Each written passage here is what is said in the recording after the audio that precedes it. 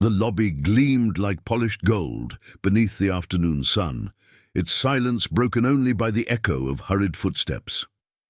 Behind the reception desk, Clara stood frozen, her hand still holding the small paper cup of soup she had offered moments ago to the trembling old man by the door. The warmth of kindness was still in her eyes when a cold voice sliced through the air. "Clara, step away from the counter. Now." Mr. Whitmore, the hotel manager, strode forward, his suit sharp, his finger already raised like a blade. Guests turned to look, whispers weaving through the marble hall. Clara's heart pounded, confusion clouding her thoughts as the old man lowered his head, clutching the soup like a fragile treasure. The scent of shame began to replace the aroma of luxury. "You're fired!" The words landed like a slap, clear and cruel. "You dare feed him in my hotel? Do you know what image that creates?" His voice carried across the lobby, heavy with disdain. Clara felt every gaze pierce her like needles, yet she stood still, her lips trembling but silent. Somewhere behind her, the sound of a dropped key echoed faintly, the sound of disbelief. For a moment, time slowed. The world seemed to shrink to the space between her trembling hands and the soup still steaming in the beggar's palms. She wanted to speak, to explain, to remind him that kindness was not a stain, but her throat tightened, her breath came shallow, caught between fear and pride. The golden chandeliers flickered above, as if even the light was ashamed. The old man looked up, his eyes soft but sorrowful. "She only wanted to help," he whispered, voice almost breaking. No one replied. The manager turned on him sharply, hissing, "You've caused enough trouble already. Leave before I call security." The man nodded, silent again, his dignity somehow intact despite the insult. Clara felt the words fall heavy in her chest. Fired for helping him. They echoed not in anger, but in disbelief. The marble floor beneath her heels felt suddenly cold, unwelcoming. Around her, luxury had become something hollow, cruel. She realized then that this place, once her dream, no longer held her worth. As she removed her name tag, her fingers shook slightly. The small golden pin caught the light one last time before dropping softly onto the counter. The sound was quiet, almost tender, a farewell between her and the life she had built. She smiled faintly, though tears blurred her vision, refusing to let them see her break. The manager's voice faded into the distance as she walked toward the glass doors. Outside, winter waited, sharp and honest. Her reflection in the glass showed not defeat but something else, a strange calm, the kind that comes only when you know you've done right. Behind her, the old man still stood, watching in silence. When the doors opened, the wind greeted her like an old friend. It carried away the whispers, the judgment, and the cruelty. The city's noise swallowed her footsteps, but inside her chest, something steady remained, the certainty that compassion, though costly, was never wasted. In the warmth of her fading courage, she turned once more. The old man's eyes met hers across the lobby glass. For a heartbeat, neither moved. Then, with a small nod, he smiled, faint, knowing, eternal. She didn't yet understand, but something told her that this wasn't an ending. It was only the quiet beginning of her redemption. The city had changed by the time Clara stepped into it, or maybe it was only her eyes that saw differently now. The afternoon shimmer of glass towers seemed colder, indifferent. Cars rushed past, splashing grey puddles onto her shoes, yet she didn't flinch. The world moved on, as if her humiliation were nothing more than a whisper lost in the wind. Her red uniform, once a symbol of pride, now felt like a wound against the dull sky. She walked without direction, holding her half-empty lunchbox close to her chest. The bread inside was still warm, untouched. She wondered if the old man had eaten the rest, and the thought brought a fragile warmth to her heart, quickly swallowed by the chill. At a bus stop, she sat down, her reflection trembling in a puddle at her feet. The sounds of the city blurred, honks, voices, laughter, all distant as though behind glass. She traced the golden stitching on her sleeve, remembering how proud she'd been to wear it. Now it felt like a lie, sewn in thread. She opened the lunchbox again and stared at the piece of bread. For a long time she couldn't eat it. It wasn't hunger that filled her now. It was the ache of injustice, of doing the right thing and being punished for it. The question pulsed through her chest like a heartbeat. Why is kindness always the first to suffer? Snow began to fall, slow, hesitant flakes landing on her hair. People hurried past, wrapping scarves tighter, eyes fixed forward. Clara remained still, letting the snow settle on her shoulders.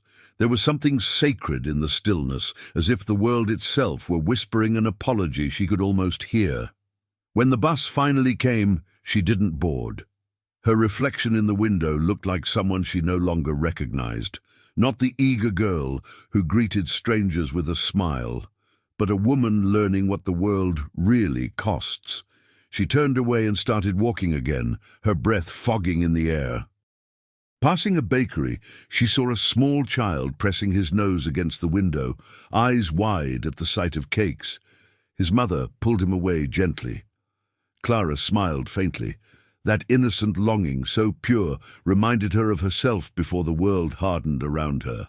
For a second, she felt a flicker of who she used to be. By evening, she reached a quiet bridge overlooking the frozen river. The city lights shimmered below, 1,000 reflections breaking on the surface. Clara leaned on the railing, the wind brushing her tears away before they could fall. The silence, after pain, was heavier than the pain itself, but also, strangely, clearer. Somewhere deep inside, a quiet voice told her this wasn't the end. That dignity lost can be found again, not in others' approval, but in one's own heart. She breathed deeply, the cold air burning her lungs, and felt something loosen, a tiny thread of faith, fragile but alive. As night settled, she began to walk home, her steps slow but steady. The city no longer mocked her, it simply existed, vast, uncaring yet full of unseen stories. Under the glow of a single street lamp, Clara whispered to herself, "I did the right thing." And though the world gave no answer, the silence no longer hurt.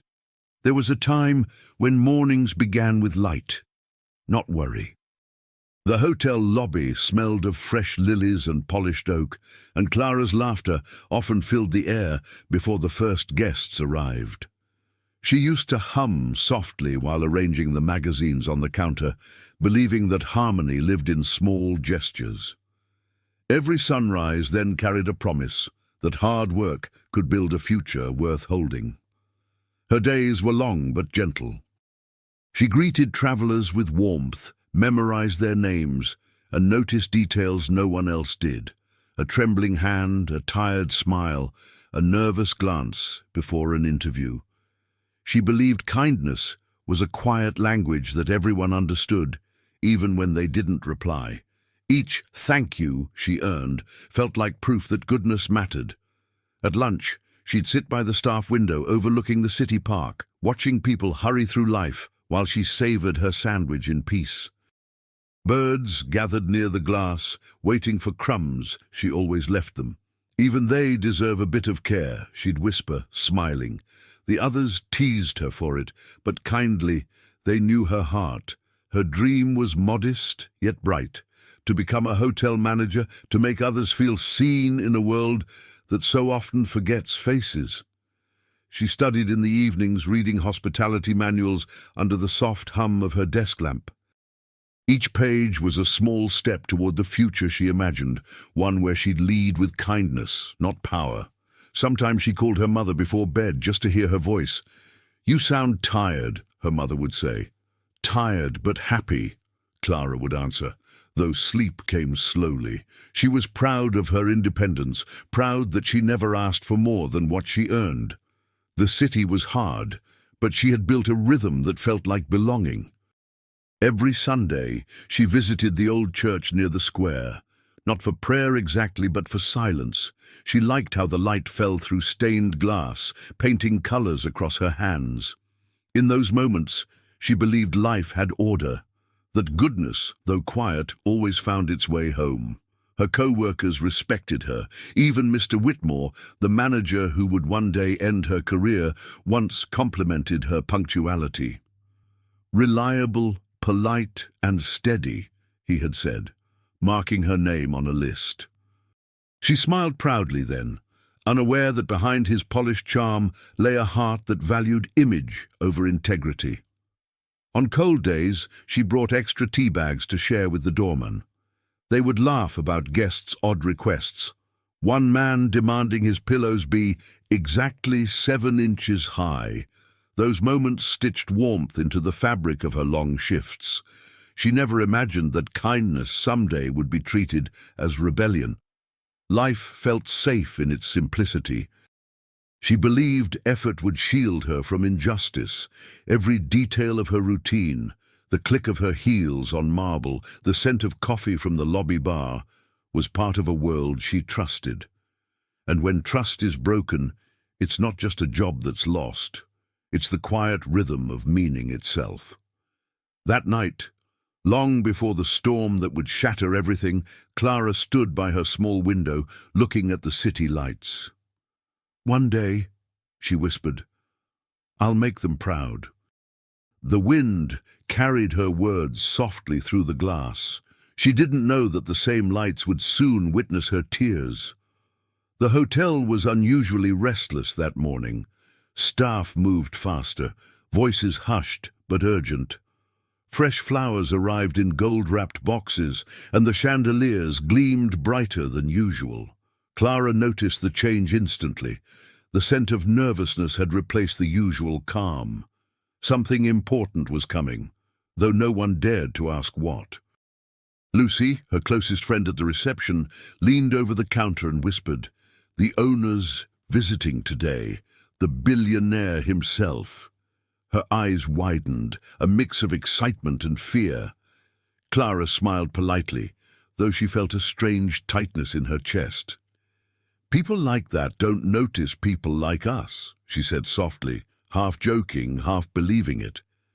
By noon, rumors ran wild. Some said he was coming to inspect the hotel's service, others that he planned to sell it. Every sound, a door opening, an elevator ding, made hearts skip. Clara focused on her duties, steady as ever, though curiosity burned quietly beneath her calm exterior. She had always been fascinated by power, not for what it owned, but for how it changed people around it. The air shifted when he arrived. A black car pulled up outside, sleek as a shadow. Men in dark suits entered first, scanning every corner of the lobby. Then a tall man stepped in, graceful, confident, and utterly unreadable. He paused for a moment at the entrance, as if weighing the room's soul before taking another step. Clara lowered her eyes politely, but couldn't help noticing the silence that followed him. Even Mr. Whitmore's voice softened into reverence as he greeted the guest. There was no announcement, no introduction, just a quiet acknowledgement that someone of rare importance was now among them. The man's presence filled the space like gravity. Later, as Clara handed a room key to a couple, she felt the sensation of being watched. Her pulse quickened. She turned subtly and caught the billionaire's reflection in the polished glass. Not looking at her, but rather through her, as if sensing something he couldn't name. She looked away quickly, unsure why her heart had begun to race. Lucy nudged her afterward, whispering, "He looked right at you." Clara laughed it off, though her hands still trembled slightly. "Don't be silly," she said, but her voice lacked conviction. Somewhere deep inside, she knew that glance carried weight, like a thread of fate quietly tightening between two strangers. As the day went on, Clara overheard conversations, talk of mergers, charities, and legacy. The billionaire's name, Robert Haynes, surfaced once, then vanished beneath layers of secrecy. She wrote it down quietly in her small notebook, unsure why. Perhaps because names, like moments, can become the keys to future memories. Before leaving, Robert Haynes paused by the front desk again. His eyes swept the room with quiet thoughtfulness. For a second, Clara thought he might speak to her, but he didn't. He turned, gave a small nod to no one in particular, and left. The air seemed to follow him out, leaving behind a stillness too heavy for words. That night, as Clara walked home, she kept thinking about that single silent glance reflected in the glass. It meant nothing, and yet something in her heart whispered otherwise. Sometimes destiny doesn't arrive with thunder or applause. Sometimes it begins with the feeling of being seen. Days turned into weeks, and the warmth of the hotel faded into memory. Clara sent out dozens of job applications, each one a small act of hope sealed in an envelope. But one by one, the answers came back the same. "We regret to inform you." Her name, once associated with grace and reliability, had somehow become a warning whispered between employers. She didn't understand at first. Then Lucy called one evening, her voice trembling. "Clara, they're saying you were fired for misconduct, that you embarrassed the hotel." Clara froze, the phone heavy in her hand. "For feeding a hungry man," she whispered, her words shaking with disbelief, but the truth was already tangled in rumor. Every morning she dressed neatly and left her apartment as if going to work, unwilling to let her neighbors see her fall. The city that once felt alive now looked indifferent, too bright, too fast, too cruel. She walked through job interviews like a ghost, smiling with politeness while sensing the quiet judgment behind each recruiter's eyes. Her savings thinned to nothing. The cheap apartment she once loved began to feel like a cell, the walls closer each night. She cooked rice and tea, stretching them over days, pretending it was enough. But hunger wasn't what hurt the most.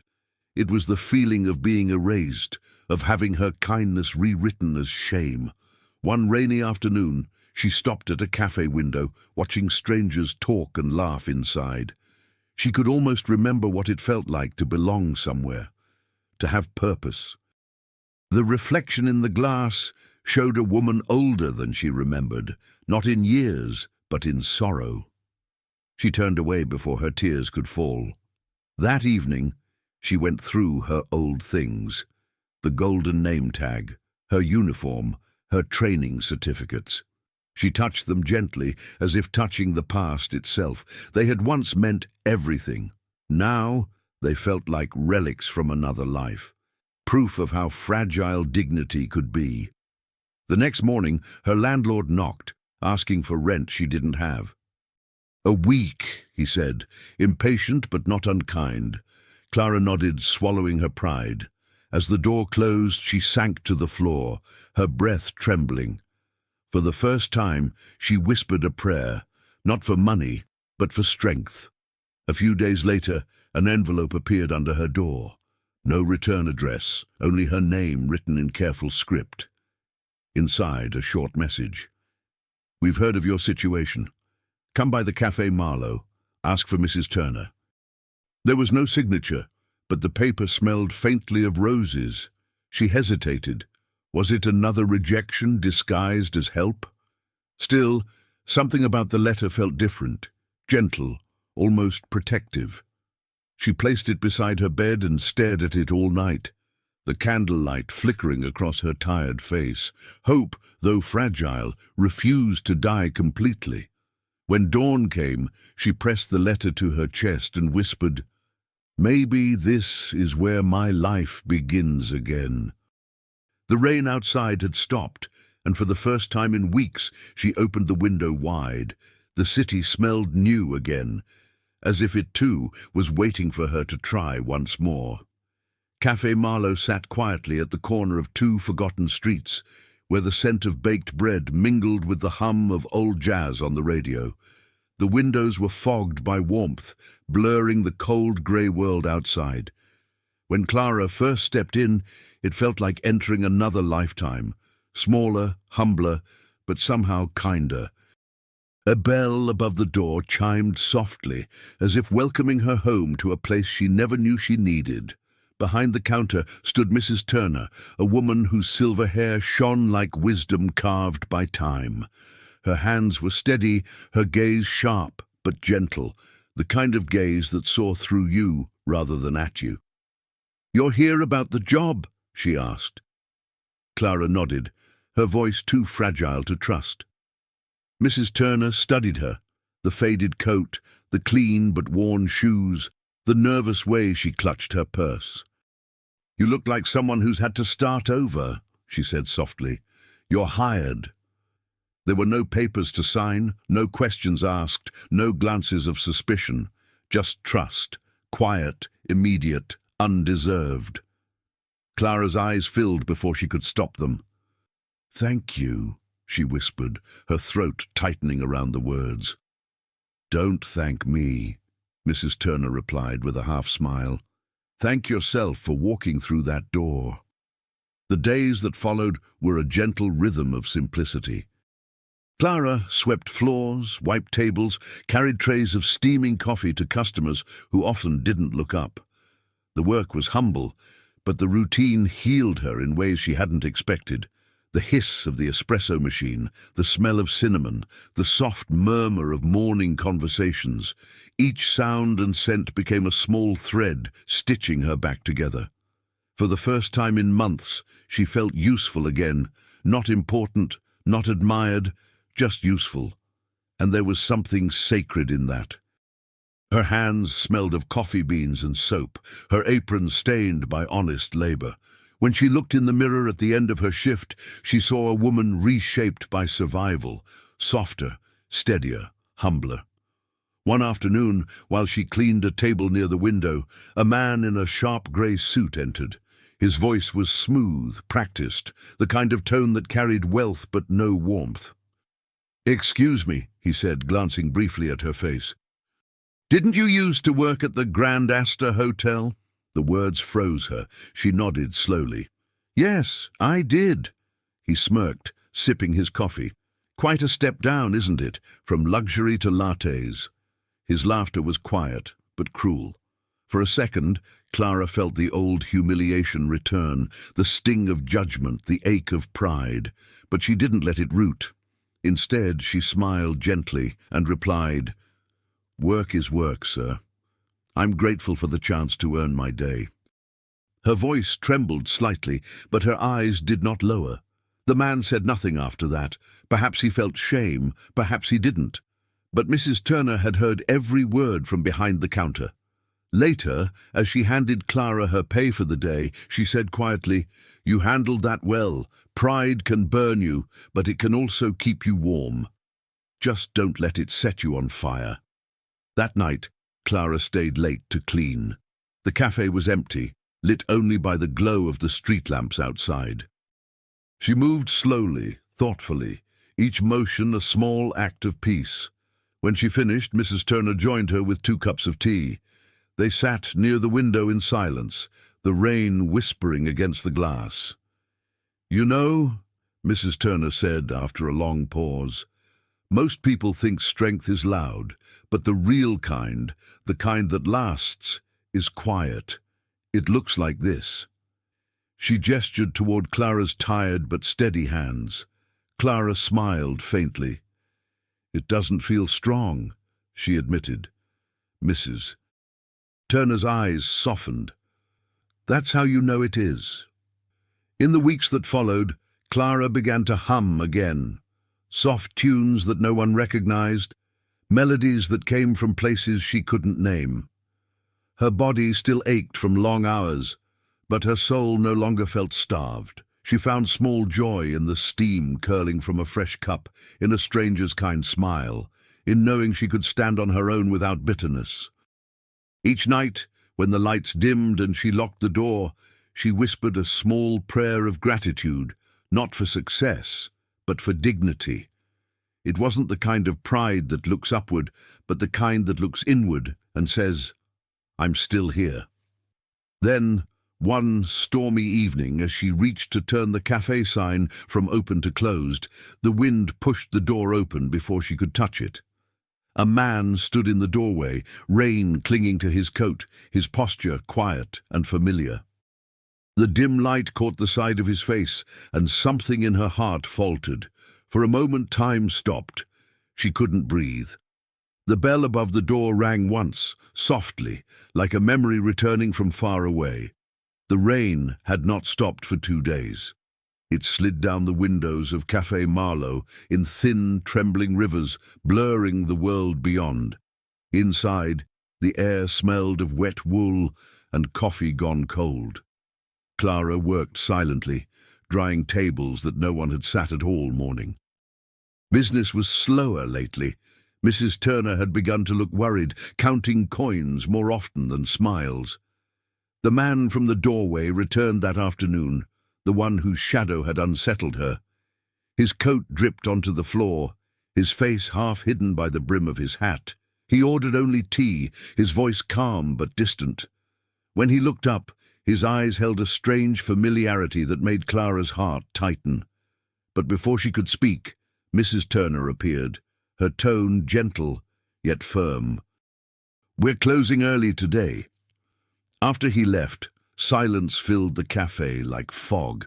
Mrs. Turner stood by the counter holding a folded letter. Her hands trembled. "Clara," she said softly, "I'm afraid this may be our last week. The landlord's raising rent again, and I can't fight it any more." The words struck Clara like a cold wind. She opened her mouth to speak but found nothing, only a hollow ache spreading through her chest. That evening, after locking up, Clara lingered by the counter, tracing her fingers along the grain of the wood. "You gave this place heart," Mrs. Turner said gently. "Don't think of it as failure. Think of it as rest." But Clara didn't feel rested. She felt stripped bare once again, the fragile structure of her new life collapsing like a house of cards. The next morning she arrived early, hoping somehow the world had changed overnight.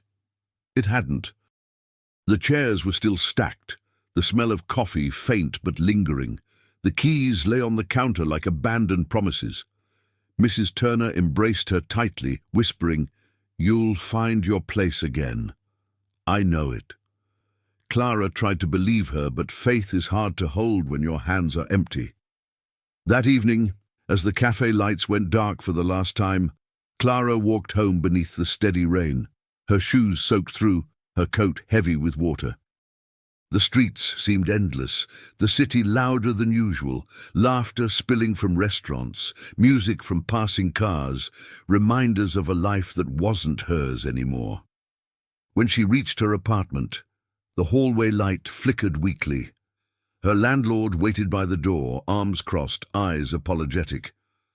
"I'm sorry, miss," he said, voice low. "I can't give you more time." He handed her an envelope with her deposit, what little was left of her savings. She nodded silently, too tired to plead.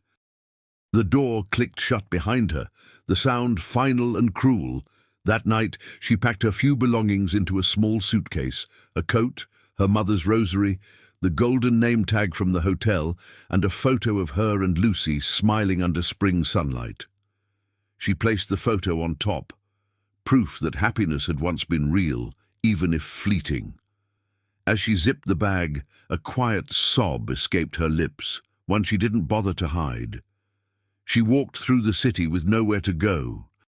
The rain had turned to snow now, gentle but merciless. Near the Grand Astor Hotel, the place where everything had begun, she found a wooden bench under a flickering streetlight. The snow gathered softly on her coat, on her hair, on the suitcase beside her. She looked up at the hotel windows, glowing warm with life, and whispered, "I used to belong there." The wind answered with silence. But as her eyes grew heavy, a familiar figure appeared through the snow, slow, hunched, and shivering.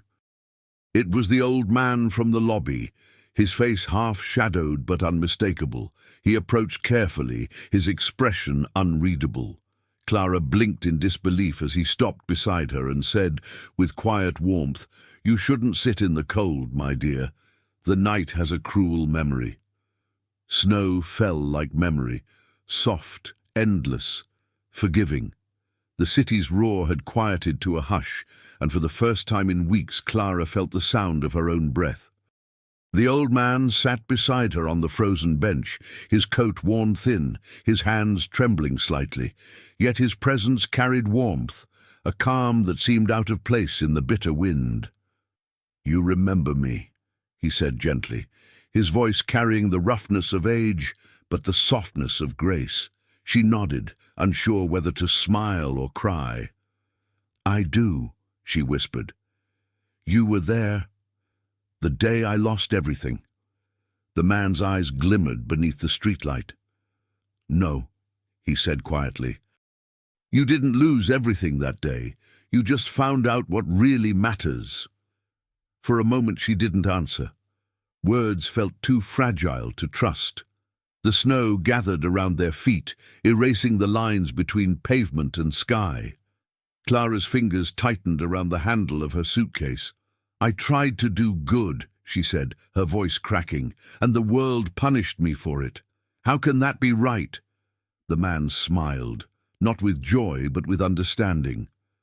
"The world is not kind," he said. "But kindness is not meant to be traded. It's a seed. You plant it and maybe you'll never see it grow, but someone will, someday." His words fell softly, like snowflakes, simple, weightless, but somehow eternal. Clara turned her gaze to the hotel across the street, its golden windows glowing like a cruel memory. "I thought if I worked hard, if I treated people well, life would be fair." Her voice trembled. "But fairness doesn't live here." The man nodded slowly. "No, it doesn't. But faith does, not in people, but in what you choose to keep alive inside yourself." She looked at him then, truly looked. His eyes held stories older than pain, older than wealth. He seemed both fragile and infinite, like someone who had seen too much to judge. "Why do you care?" she asked quietly. "You don't even know me." The man chuckled, low and warm. "Perhaps I once was you," he said. "Perhaps I still am." The streetlight above them flickered, and for a moment the snow looked like falling stars. Clara felt tears trace down her cheeks, hot against the cold. The old man reached out and placed a wrinkled hand over hers. "You have something rare," he murmured, "the strength to remain gentle." They sat in silence for a long time. No grand speeches, no promises, only the quiet rhythm of two souls breathing beneath the same winter sky. The city around them blurred into shadows and light, distant and irrelevant. Clara closed her eyes, letting the sound of the snow lull her heart into something close to peace. When she finally spoke again, her voice was soft as a prayer. "What will happen now?" The man looked toward the dawn beginning to color the horizon and smiled faintly. "Tomorrow," he said, "you will understand." The snow fell slower then, as if the world itself were holding its breath. And though the night was still cold, Clara felt something warm stirring deep inside, a fragile spark of hope that refused to die. Morning came quietly, almost shyly. The snow that had fallen through the night now glistened like powdered gold beneath the rising sun. Clara stirred on the bench, her body stiff, her heart heavy but strangely still. For a moment she thought the night conversation had been a dream, the old man, his voice, his warmth. But when she turned, the bench beside her was empty, and only a faint imprint in the snow remained. The city was slowly waking, shopkeepers sweeping their steps, the smell of bread rising from unseen bakeries. Clara rubbed her hands together for warmth and noticed an envelope lying near her feet, half buried under the snow. Her name was written on it in elegant, deliberate handwriting. She hesitated before picking it up, afraid the wind might take it away, afraid it might be nothing at all. Inside, the paper was thick, scented faintly of oak and roses. A single sheet bore the message: "Report to 81 Westbrook Avenue at 10 a.m. RH." There was no logo, no signature, nothing else. The initials pulsed in her mind, unfamiliar yet strangely significant. She folded the letter against her chest, her breath clouding the cold air. For the first time in months, she felt her heart beat with purpose. She hurried to a nearby cafe to warm herself, trading her last few coins for a small cup of tea. As she sipped, she studied the letter again, tracing the initials with her fingertip. "R.H.," she whispered. The letters seemed to carry weight, not of power, but of destiny. The ink shimmered faintly in the light, as though written by someone who wanted to be remembered. At 9:30, she stood at the edge of Westbrook Avenue, clutching the envelope. The street was lined with tall glass buildings that mirrored the morning sky. She felt out of place among the men and women in tailored coats and briefcases. Her own coat, patched and faded, clung to her like an old truth she couldn't hide. Still, she lifted her chin and walked forward. Number 81 rose before her, a sleek structure of steel and glass, elegant yet quiet. The doorman looked at her kindly, as if he already knew her story. "Good morning, miss," he said, opening the door with a respectful nod. She blinked in surprise. You were expecting me?" The man only smiled. "We've been waiting for you." Inside, the lobby was serene, almost reverent. Marble floors reflected the morning light, and the faint scent of cedar filled the air. The receptionist, a woman with calm eyes, greeted her with a warmth Clara hadn't felt since the Grand Astor. "Please take the elevator to the top floor," she said. "Mr. Haynes will see you now." The name struck her like lightning. Haynes! Her breath caught, and for a moment she couldn't move. The world around her blurred as realization began to dawn. Could it be? No, it was impossible. And yet, something deep inside whispered that none of this was coincidence. The old man's words, "Tomorrow you will understand," echoed through her chest like a heartbeat. Clara stepped into the elevator, her reflection trembling in the mirrored walls. She smoothed her coat, brushed the snow from her hair, and took a deep breath. As the doors closed, she felt the hum of the machinery carry her upward, not just through the building, but through the invisible layers of fate. Her pulse quickened. When the elevator chimed and the doors slid open, the view before her stole her breath. A vast office filled with sunlight, a single figure standing by the window, his hands clasped behind his back. The same posture, the same stillness. The voice that greeted her was calm and deep. "Good morning, Miss Clara," and in that moment she knew the beggar had never been who he seemed. The air on the top floor was warmer than she expected, filled with the scent of cedar and distant rain. The room stretched wide, framed by tall windows that bathed everything in gold. Clara stepped forward, her heartbeat echoing louder than her footsteps. The man by the window turned slowly, and the sunlight caught his face, older, sharper, but unmistakable. It was him, the beggar. Her lips parted, but no sound came. For a long moment, neither spoke. The memory of that winter afternoon at the hotel flashed before her eyes, the soup cup trembling in her hands, his hungry eyes, the manager's cruelty. She remembered the silence after her firing, the shame that burned her cheeks. And now, standing before her, the man who had witnessed it all was surrounded by luxury and quiet authority. "Please," he said, gesturing toward the chair opposite his desk. "Sit down." His voice was calm, measured, carrying the kind of patience that comes from power, that doesn't need to prove itself. She hesitated but obeyed, her hands clutching the envelope that had brought her there. The sound of the city below was distant, like waves against glass. "I imagine you have questions," he said gently. She nodded, her throat tight. "Who are you?" she whispered. The man smiled faintly, the lines around his eyes deepening. "My name is Robert Haynes. I own this building. I also own the Grand Astor Hotel." Her heart faltered. "Then why—" Her voice trailed off, unable to finish. He answered before she could find the words. "Because sometimes," he said, "I need to see the truth of my own creation. To walk among those who serve my name, to see who they really are when no one is watching." His eyes softened. "That day you offered me your meal when I was nothing but a shadow by the door. No one else even looked at me. Not the guests, not the staff. Only you." Clara's breath caught. The world seemed to tilt, her mind racing to hold the pieces together. "It was you," she murmured, her voice shaking. "All this time, it was you." He nodded once, silently. "I had to know," he continued. "Who among them would treat a beggar with dignity?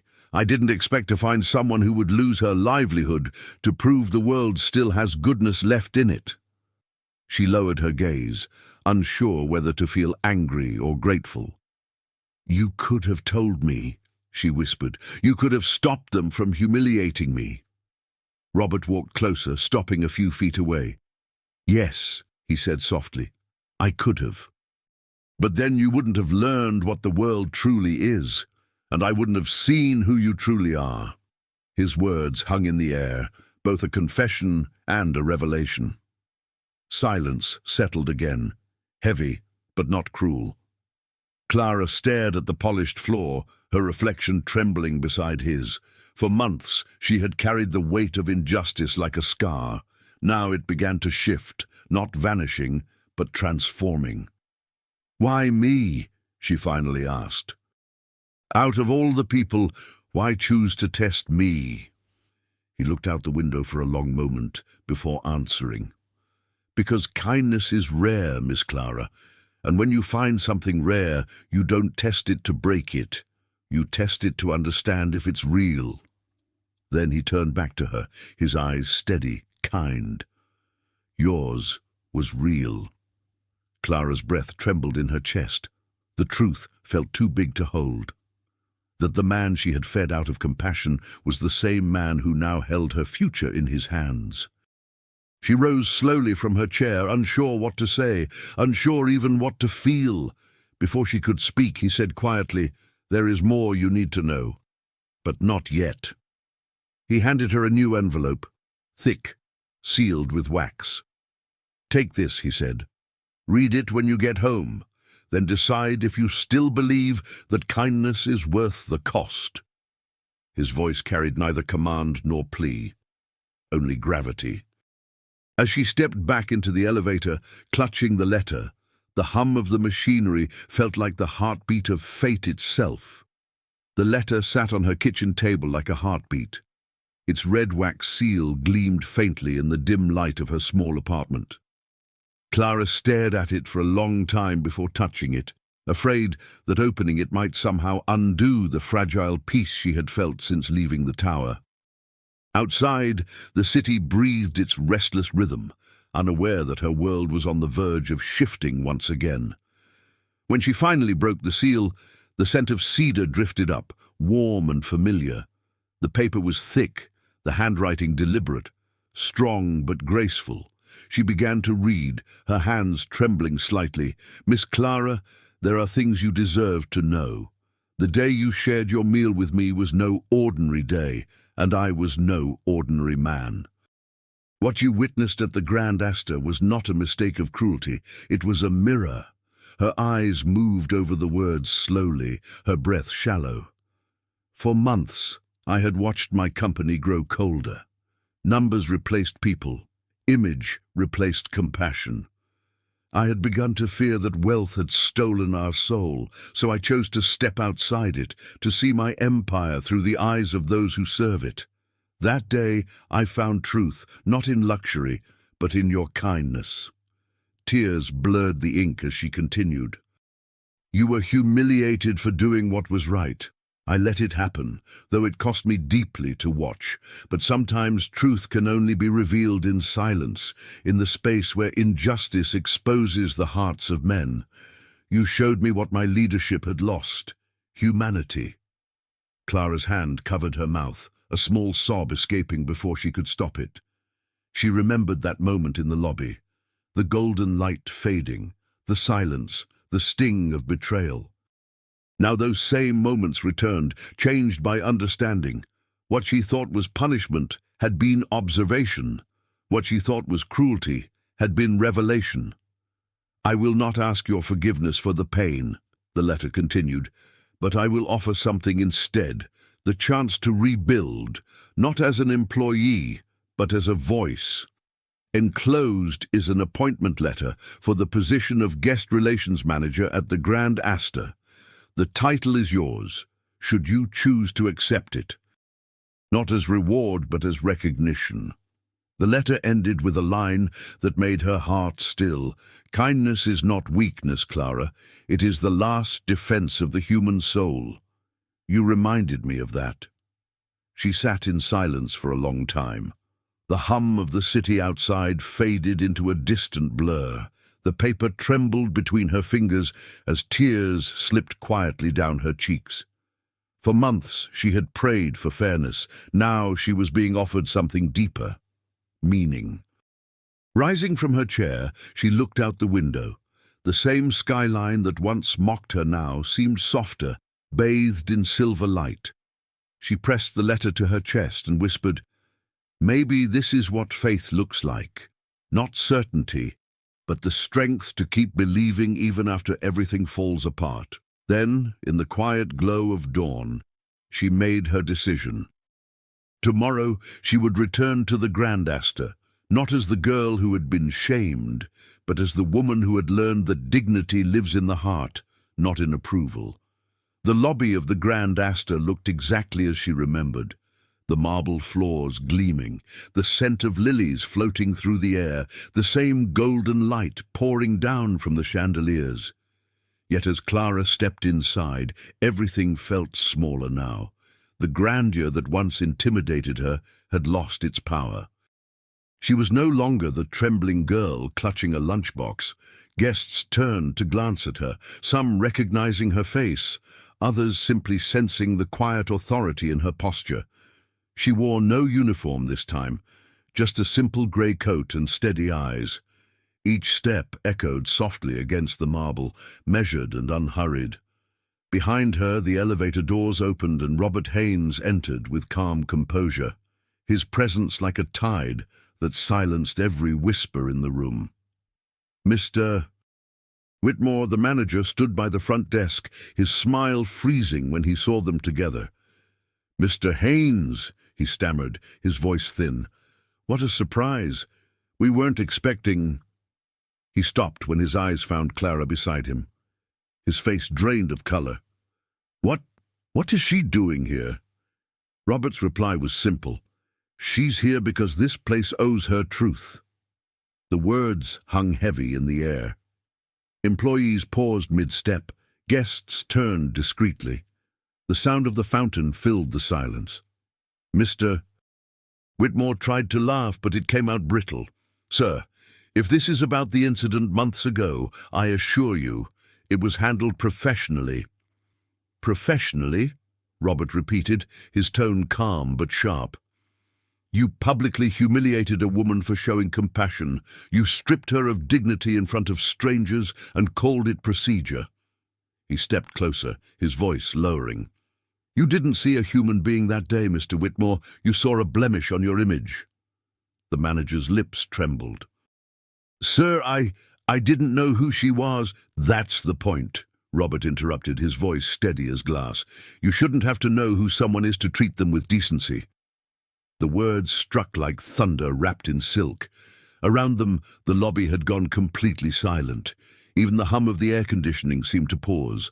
Clara stood still beside him, her expression composed, but her hands trembling slightly.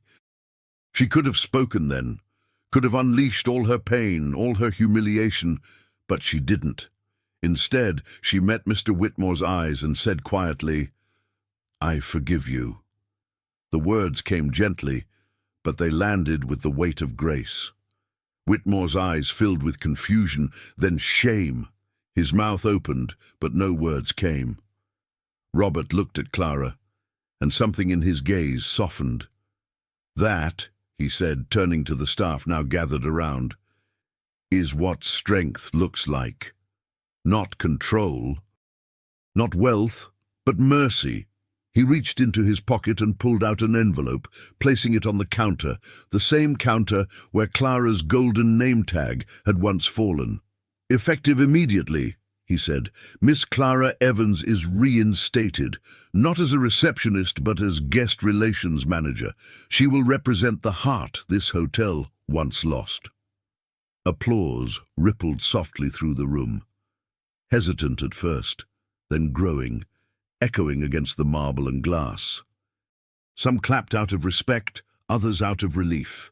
Clara's vision blurred, her breath shaking. For the first time in a long while, she didn't feel small. She felt seen. Robert turned to her, his voice quiet enough for only her to hear. "You didn't just pass a test," he said. "You helped rebuild what I had forgotten to value." She looked up, her eyes glistening. "And what is that?" He smiled faintly. "The simple courage to be kind." Outside, the snow had begun to fall again, not as a storm this time, but gently like a blessing. Days passed, but the memory of that morning at the Grand Astor stayed alive in every corridor, whispered by every employee. What had once been a place of quiet vanity was now filled with something new, humility. The news spread quickly. The young woman who had been fired for feeding a beggar had returned, not as a victim, but as a leader. When Clara stepped through the staff doors wearing her new badge, guest relations manager, the room fell still. The same faces that had once looked away in her humiliation now met her gaze with quiet respect. Some even smiled, though shyly, unsure how to bridge the gap between guilt and admiration. Clara didn't need apologies. Their change was apology enough. She spent her first morning walking through the hotel as if seeing it for the first time. The scent of lilies no longer reminded her of sorrow. The marble no longer felt cold. Every detail now seemed like a chance for renewal, a place where kindness could live without shame. She paused often to speak with staff, her tone calm, her smile patient.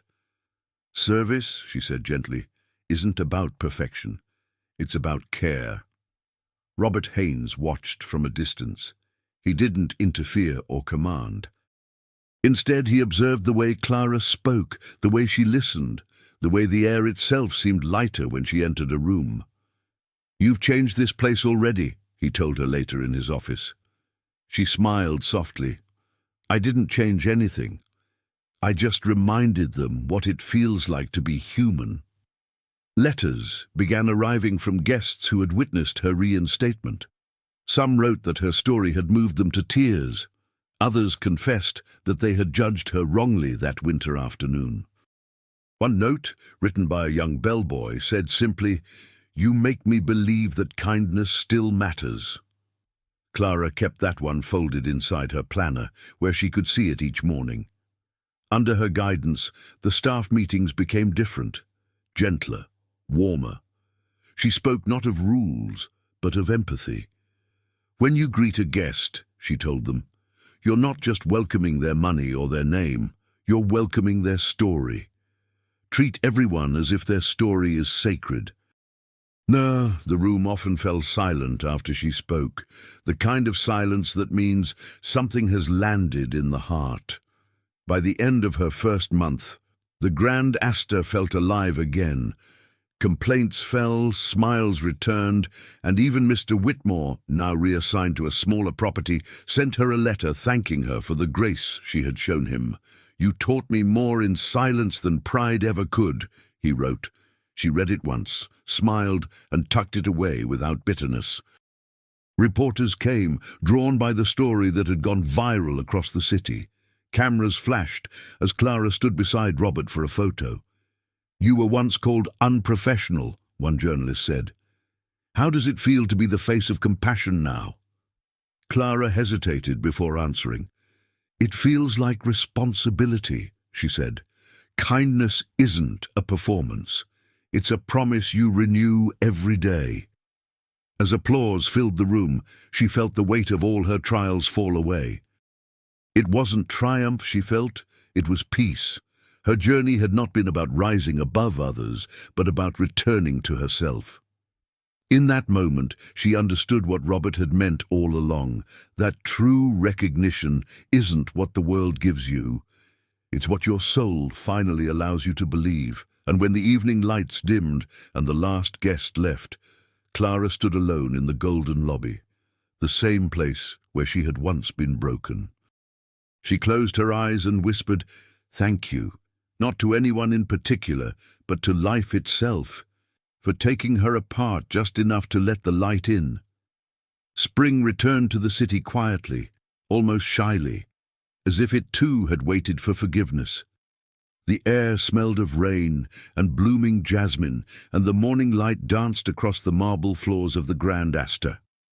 Clara walked through the lobby in silence, her steps unhurried, her heart at ease.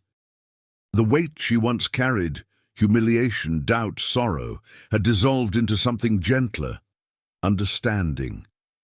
She now oversaw the training of new staff, a task she cherished more than any title. "A smile is more than courtesy," she would tell them. "It's an invitation, a way to remind people they matter."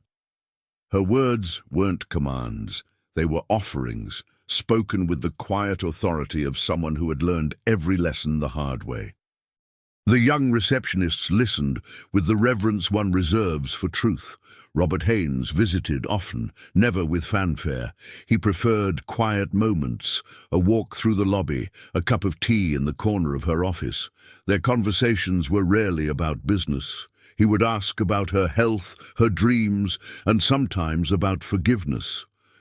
"Do you still think kindness is worth it?" he asked once, his tone soft. She smiled. Now, more than ever. Outside, the hotel gardens had begun to bloom again. Clara often took her lunch there, beneath the magnolia tree, whose branches reached toward the sky like open hands. Guests sometimes recognized her, whispering that she was the girl from the story, but she no longer blushed at it. She had learned that identity isn't what the world names you. It's what your soul refuses to forget. Sometimes she thought about Mrs. Turner and Café Marlowe, the place where humility had taught her strength. She wrote often to the old woman, sending letters filled with gratitude and news. In one reply, Mrs. Turner had written, "You were never lost, Clara. You were simply being polished by hardship until you could see your own reflection clearly." Clara kept that letter in her desk drawer, folded neatly beside the first note Robert had given her. Kindness builds kingdoms. On quiet afternoons, she would stand by the window of her office, watching guests come and go, the hurried, the lonely, the joyful, the weary. Every face carried astery, every story, a hidden ache. "We all arrive here searching for rest," she once said to a colleague. "If I can give them even a moment of peace, that's enough." Her co-workers adored her not because of her title, but because she made them feel seen. When she spoke, people listened, not out of duty, but out of respect. Her compassion had become the unseen current that guided the hotel's pulse. Under her presence, the Grand Astor felt less like a monument to wealth and more like a sanctuary. Robert often said she had done what years of management training could not. She had given the hotel its heart back, and in return she had found her own. The bond between them deepened quietly, built on mutual respect and unspoken gratitude. They never mentioned that winter day again. They didn't need to. It lived between them like a shared prayer. One afternoon, a messenger arrived carrying a single white envelope, sealed in gold. It bore no address, only her name. Clara opened it slowly, her breath stilling as she read the single line inside. "You've healed more than a company. You've healed the part of me that had forgotten how to hope." There was no signature, but she didn't need one. She looked out the window, where sunlight spilled like mercy across the city. A breeze lifted her hair, carrying with it the scent of lilacs and possibility, and for the first time since her fall, Clara truly believed that life, no matter how cruel its detours, always leads us exactly where our hearts are meant to learn. The sun rose over the city with a softness Clara had never noticed before. It poured through the hotel windows, gilding everything it touched: the marble floor, the polished banisters, the faces of early guests passing through the lobby. She stood near the glass doors, coffee in hand, watching the world move at its quiet rhythm. Every breath she took felt like gratitude. It had been a year since the day that changed everything. The scandal had become legend now, retold in whispers and news stories, in classrooms and boardrooms, as a lesson in humanity. But Clara never sought the spotlight. She preferred the quiet moments, helping a nervous guest find courage, sharing tea with an overworked housekeeper, pausing to thank those no one else saw. That, she thought, was what leadership truly meant. Robert Haynes visited that morning. He arrived without entourage, as always, wearing the same modest coat he'd worn the day they first met, not as a CEO, but as a beggar. "You've made this place shine again," he said, standing beside her as they looked out over the city. Clara smiled softly. "It was never the building that needed light," she said. "It was the people." He nodded, pride flickering behind his calm eyes. From his pocket, he drew a small folded card and handed it to her. "For you," he said simply. When she opened it, she found only 4 handwritten words. "Kindness builds kingdoms." She pressed the note to her heart and laughed quietly through tears. "You never stopped teaching, did you?" Robert shook his head. "Neither did you." Later that day, she walked through the gardens behind the hotel, the same magnolia trees, now heavy with white blossoms. The city hummed beyond the gates, full of strangers chasing their own stories. She thought of the cafe, of Mrs. Turner, of the bench where snow had once covered her coat. Every hardship, every tear, every lonely night had led her here, not to wealth or status, but to peace. As the afternoon sun dipped low, she paused to greet a young receptionist, a nervous girl fumbling with a stack of menus. Clara smiled kindly and helped her arrange them. "It's all right," she said. "We all start somewhere." The girl's eyes brightened with relief. Watching her, Clara felt a tender ache, the echo of her own beginning, the circle finally complete. Before leaving for the evening, Clara stood once more in the lobby.